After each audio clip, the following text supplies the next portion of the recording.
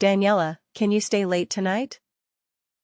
The voice, belonging to my supervisor, Trevor, was a familiar and unwelcome intrusion into the focused rhythm of my afternoon.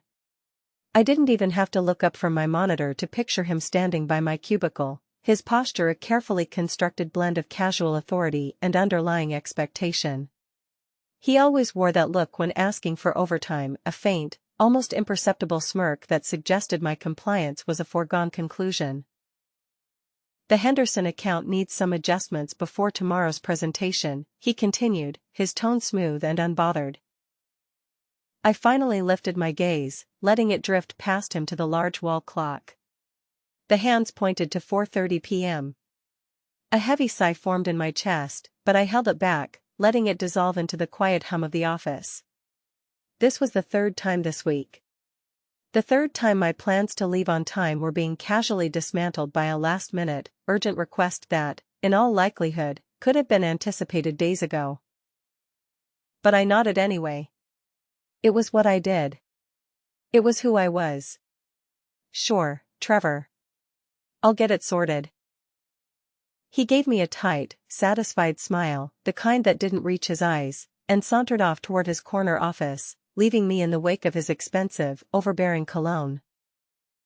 My name is Daniela Cortez, and at 38 years old, I had become the silent, indispensable backbone of Nexus One Logistics.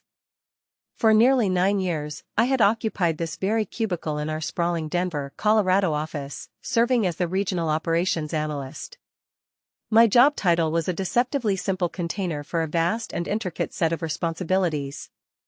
I handled everything from managing our most complex client accounts to designing and integrating the very software systems that kept our entire supply chain, a multi-million-dollar-a-month operation, running smoothly across the vast Rocky Mountain region. My colleagues often joked that I was the human equivalent of our main server, always running, never complaining, and somehow essential to everything working properly. It was a comparison I found more accurate than they probably intended. I had built most of our current systems from scratch in the early years, created the labyrinthine filing protocols that everyone now used without a second thought, and personally cultivated the relationships with key vendors and shipping partners, relationships that Trevor often took credit for in board meetings with a polished, self-aggrandizing flair. Not that I minded much, or so I told myself. I found a deep, quiet satisfaction in the work itself, in the elegant challenge of solving logistical puzzles that others deemed impossible. My brain thrived on untangling knots, on seeing the patterns in the chaos. Daniela's "on it" had become Trevor's standard, almost reflexive, response whenever our CEO, Helen Brackmore, inquired about a particularly complicated project. He'd been my supervisor for 3 years now, ever since his lateral transfer from the Portland office. At 41, he possessed a freshly minted MBA from a respectable, but not top-tier, university, and an inflated sense of his own importance that seemed to be a standard-issue accessory with the degree. He dressed in sharply tailored suits that were a size too tight and spoke in a cascade of business school jargon that often obscured rather than clarified his meaning. He relied on me more than he would ever admit, a dependency that was our unspoken, fragile contract. I did the work, he took the credit. In return, I had job security and the freedom to do what I did best without the burden of office politics. I pulled up the Henderson files, the familiar grid of spreadsheets and delivery manifests filling my screen. The office, once buzzing with the low murmur of late-afternoon productivity, was beginning to empty. The sounds of keyboards being tapped were replaced by the friendly chatter of goodbyes and the rustle of coats being pulled from the backs of chairs. Soon, I was one of the few left, bathed in the sterile fluorescent glow of the overhead lights. As I delved into the data, my phone buzzed on the corner of my desk. I glanced at the screen, my heart giving a small, painful lurch. It was a text from my mother. "Grandpa Elias is asking for you again. The doctors say it might be soon." I stared at the message, the crisp, black and white numbers on the spreadsheet blurring into a meaningless gray. A familiar, cold knot formed in the pit of my stomach, a knot of grief and guilt that had been tightening for months. My grandfather, Elias Cortez, was 87 years old and had been battling a degenerative lung disease for what felt like an eternity. He was a decorated World War II veteran, a man forged from steel and quiet resilience, who had raised me after my parents died in a car accident when I was 12. He was my rock, my anchor, the unwavering moral compass of my life. Everything I knew about resilience, about integrity, about the quiet strength found in doing what needed to be done, I had learned from him. "Everything okay?" Jenna's voice from the neighboring cubicle startled me. She was peering over the divider, her kind face etched with concern. She had seen my distraction, the sudden shift in my posture. "Just family stuff," I replied, forcing a smile that felt brittle and thin. "Nothing urgent." It was a lie, of course, but it was the kind of lie you tell in an office to keep the personal and professional worlds from bleeding into one another. But as I worked late into the evening, updating spreadsheets and cross-referencing delivery schedules for the Henderson account, I could not shake the feeling that time was running out. Grandpa Elias had always been my anchor. He was the one person who truly understood my dedication to my work, because he had lived his entire life with the same quiet commitment to duty. I wondered, with a fresh pang of sorrow, if he knew how much I still needed his guidance.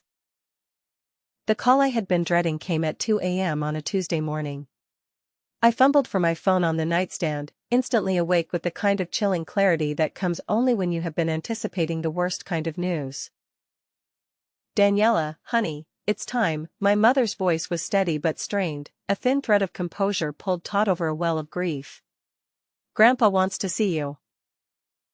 I drove through the empty, silent Denver streets to the hospital, my mind a frantic whirlwind racing between logistics and grief. I had to call Trevor, I had to arrange for my projects to be covered, I had to book a flight for my Aunt Teresa from Albuquerque. The practicalities were a welcome, if temporary, shield against the overwhelming sorrow. When I entered his room, Grandpa Elias looked smaller than I ever remembered, the proud, strong frame that had once seemed so indomitable now frail against the stark white sheets. But his eyes were still sharp, and they found mine the moment I walked in. He squeezed my hand with surprising strength, a faint, papery rustle of skin against mine. "There's my successful granddaughter," he whispered, his voice raspy but carrying that familiar, unwavering pride that had sustained me through every challenge of my life. "Tell me about work. Are they treating you right?" I sat by his bedside for hours, updating him on the Henderson account, the new efficiency protocols I had implemented, and the cost savings I had identified for our biggest clients. He listened intently, asking sharp, insightful questions that showed he understood the intricacies of my business better than most people half his age. Even as he faced his final hours, he wanted to hear about my achievements. "I taught you to work hard," he said, his grip tightening on my hand, "but I also taught you to stand up for yourself. Don't let anyone make you small, Daniela. You're worth more than they know." He passed away peacefully that Thursday morning, with me holding his hand and my mother stroking his forehead. His last words echoed in my mind, a final piece of guidance from the man who had shaped my world.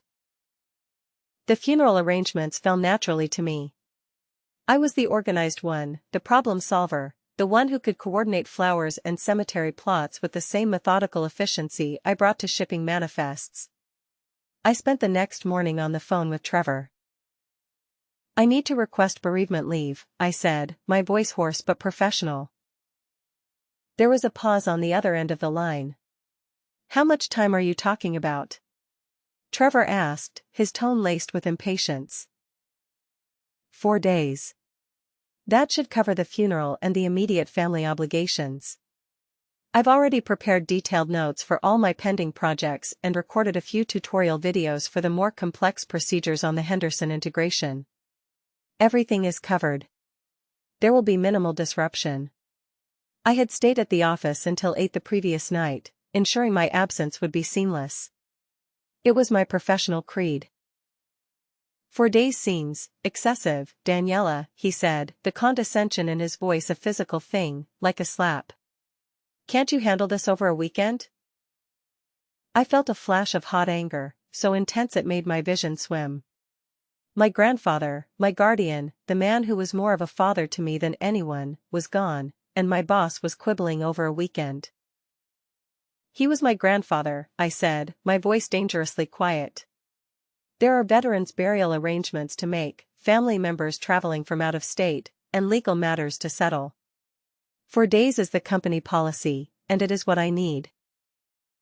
Trevor sighed dramatically, as if my grandfather's death was a profound personal inconvenience designed specifically to vex him. Fine. But make sure all your current projects are handed off properly. I don't want any client issues while you're gone. Of course, I replied, my mind already mentally organizing the handoff procedures, my professionalism a shield against the utter callousness of his words. The funeral was everything Grandpa Elias would have wanted, dignified, with full military honors at Fort Logan National Cemetery, and surrounded by people whose lives he had touched. I stood beside his casket, listening to the 3-volley salute echo across the vast Colorado plains, feeling proud and heartbroken in equal measure. My cousin Miguel flew in from Phoenix, and my Aunt Teresa came from Albuquerque. We spent hours sharing stories about Grandpa's stubbornness, his terrible jokes, and his unwavering belief that hard work and integrity were the only things that truly mattered. On Saturday evening, we found ourselves going through his papers, discovering medals he had never mentioned and letters from people whose lives he had quietly helped over the years. Teresa held up a yellowed newspaper clipping he had saved.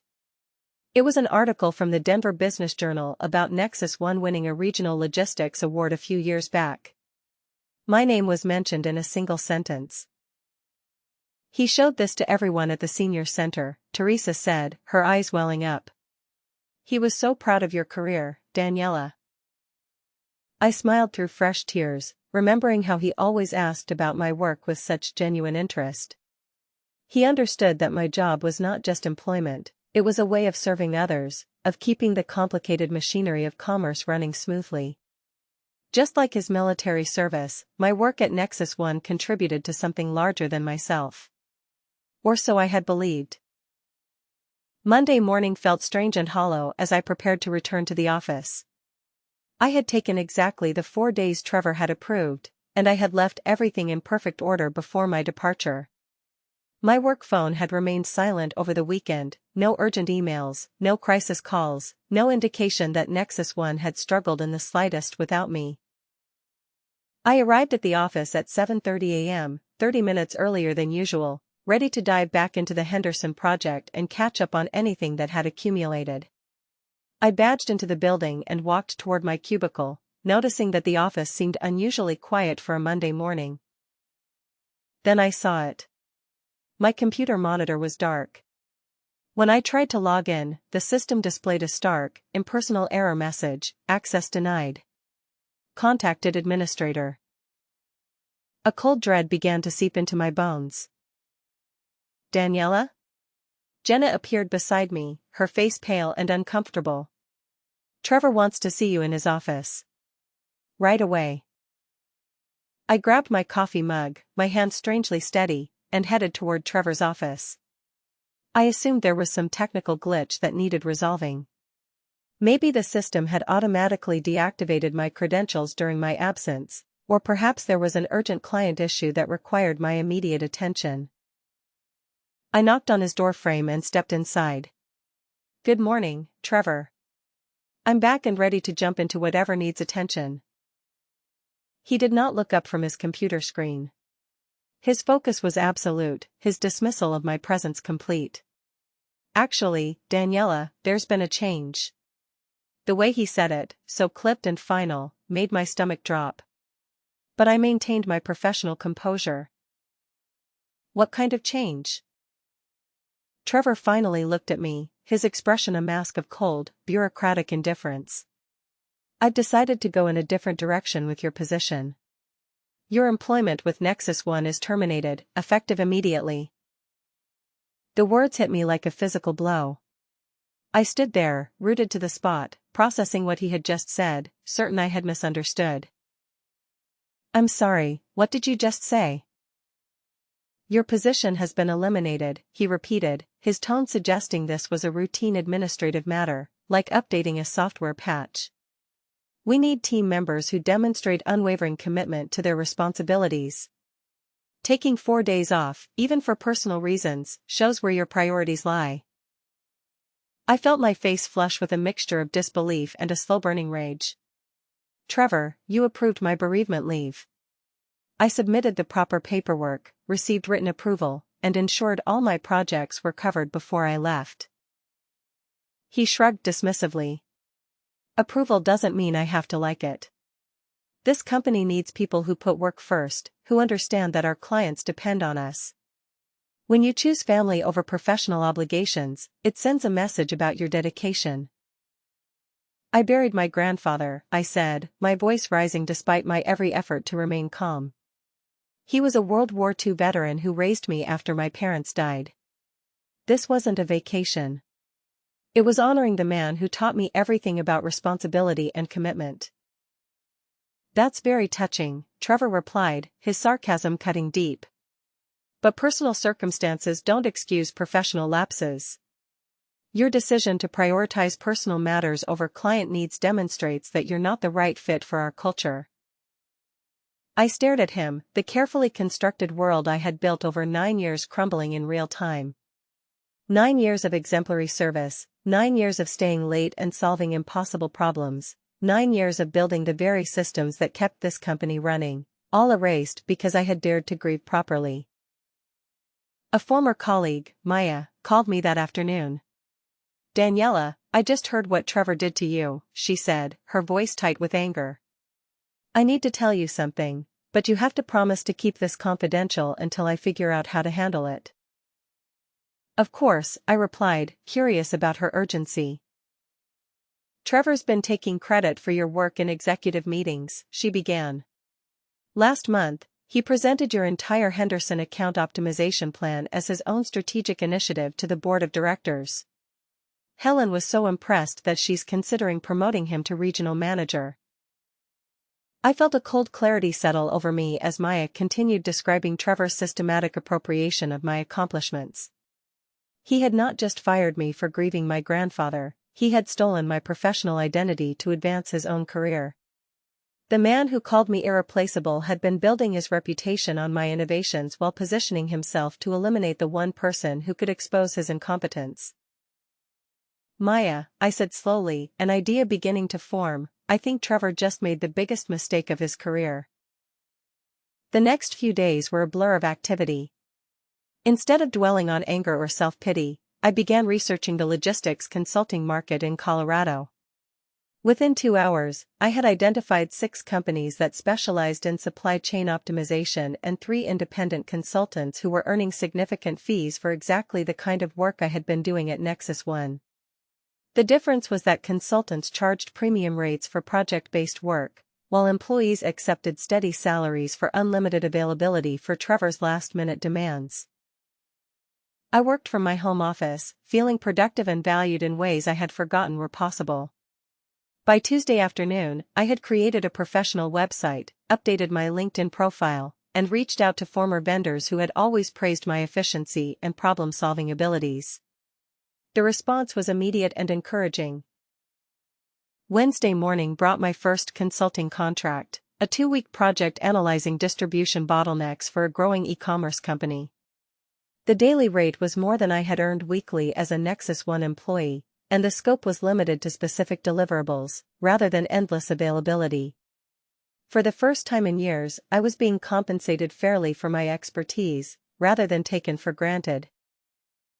Thursday afternoon, while reviewing supply chain data for my second client, I received an unexpected phone call from a former Nexus One colleague who had left the company 6 months earlier. Daniela, I heard what happened at Nexus One. That's their loss and our gain. I have 3 clients who need exactly your expertise. As I discussed project scope with my new client, Helen Brackmore called a 3rd time.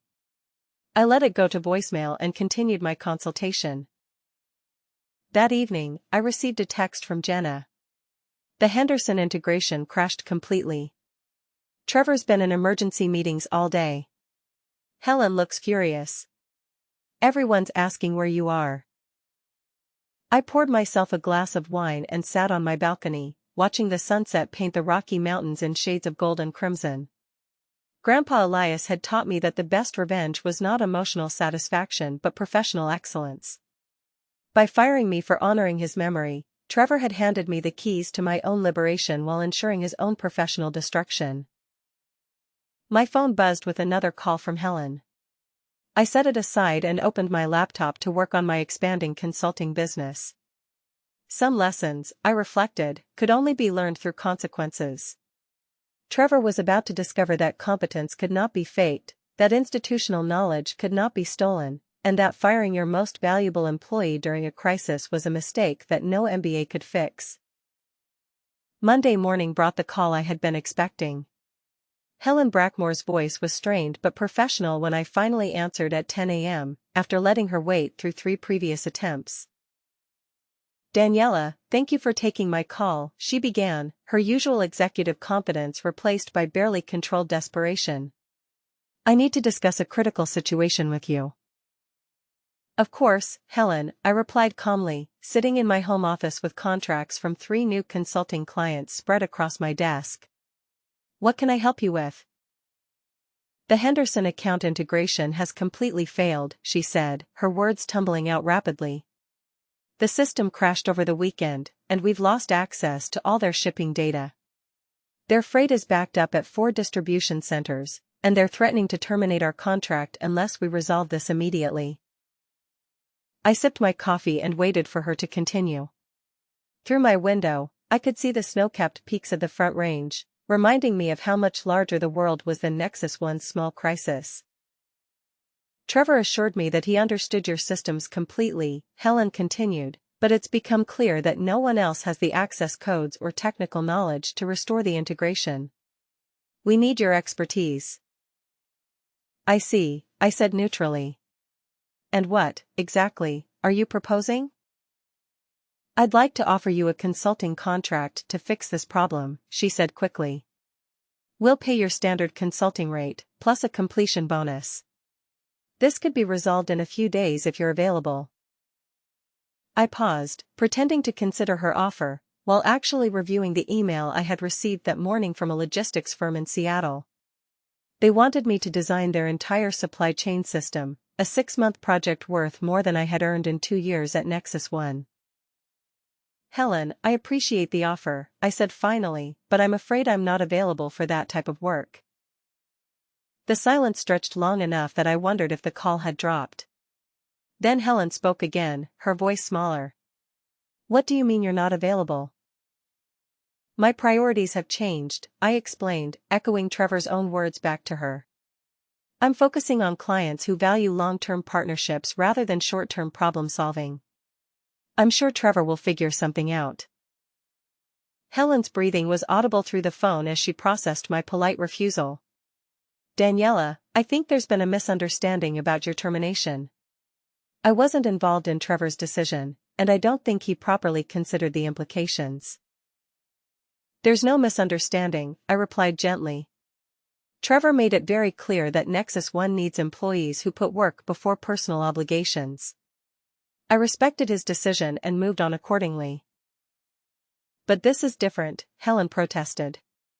"We're talking about a consulting arrangement, not employment. You'd be working as an independent contractor." "I understand the distinction," I said. "But I've already committed to other clients who appreciate my expertise from the beginning of our relationship, rather than only when they're facing a crisis."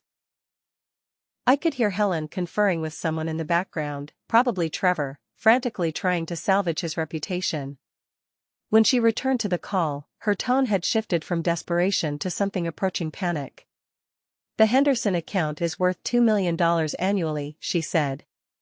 "If we lose them, it will impact our entire operation. Surely, we can work something out." "I'm certain you'll find a solution," I assured her. "Trevor mentioned that no one is irreplaceable, so I'm confident he'll demonstrate that principle."